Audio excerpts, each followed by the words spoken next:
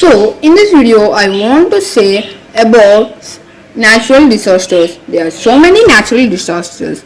So, in that, I want to say some of the natural disasters. First one is floods.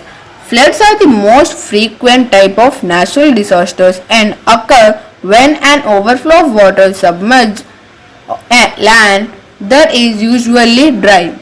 Floods are often caused by heavy rains, rapid snowmelt, or a storm surge from a tropical cyclone or tsunami in coastal areas. Second one is drought. A drought is caused by drier than normal conditions that can eventually lead to water supply problems. Really hot temperatures can make a drought worse by evaporating moisture from the soil. A drought is a prolonged period with less than average amount of rain or snow in a particular region. Third one is storm. All thunderstorms need the same ingredients: moisture, unstable air, and lift. Unstable air forms when warm, moisture air is near the ground and cold. Dry air is above. Lift comes from differences in air density. It pushes unstable air upward, creating a tall thunderstorm wind. Fourth one is a firestorm.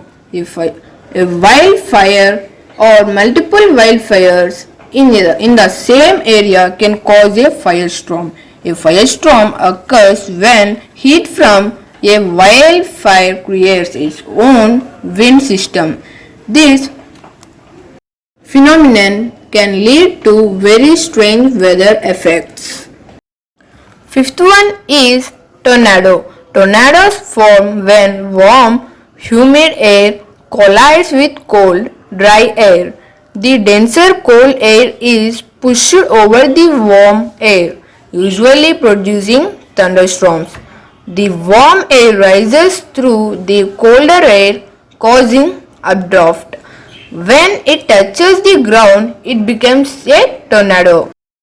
Sixth one is landslides. Landslides are caused by disturbance in the natural stability of a slope.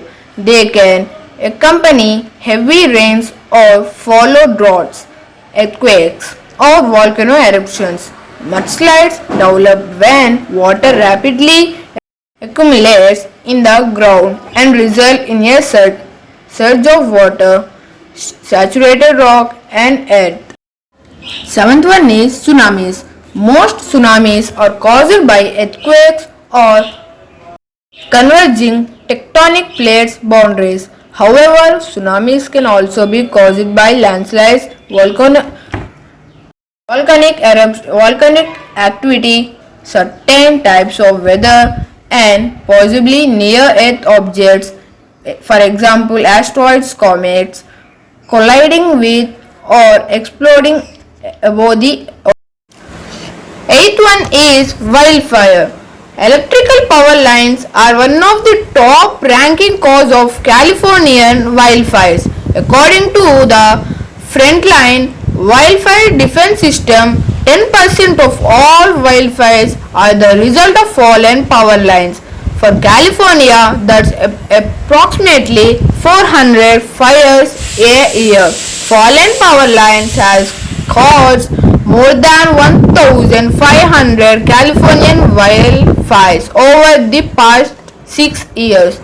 These wildfires have resulted in dozens of deaths, billions of dollars worth of property damage, and countless acres of forests being burned down.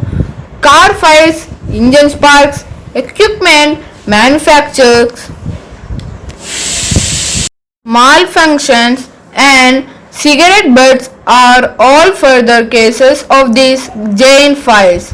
On the east coast of the US, studies have shown that wildfires arson in the leading cause of forest. Can wildfires start on their own?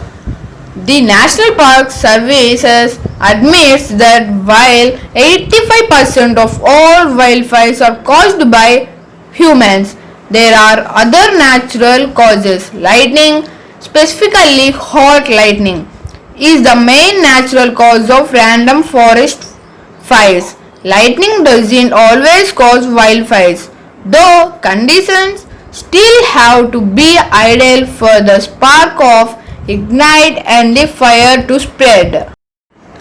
Does climate change cause wildfires?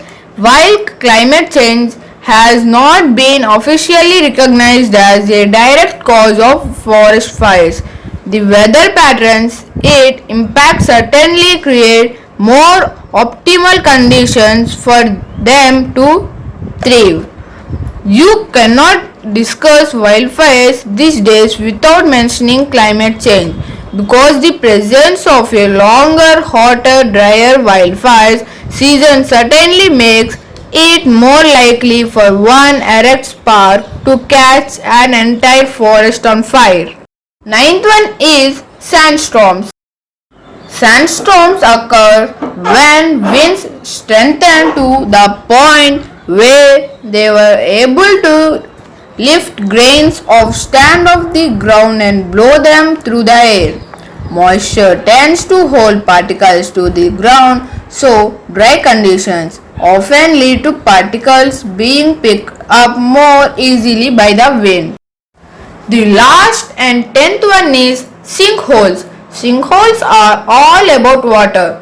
Water dissolved minerals in the rock, leaving residues and open spaces within the rock. Water washes away the soil and residue from the voids in the rock. Lowering of groundwater levels can cause a loss of support for the soft materials in the rock space that can lead to collapse.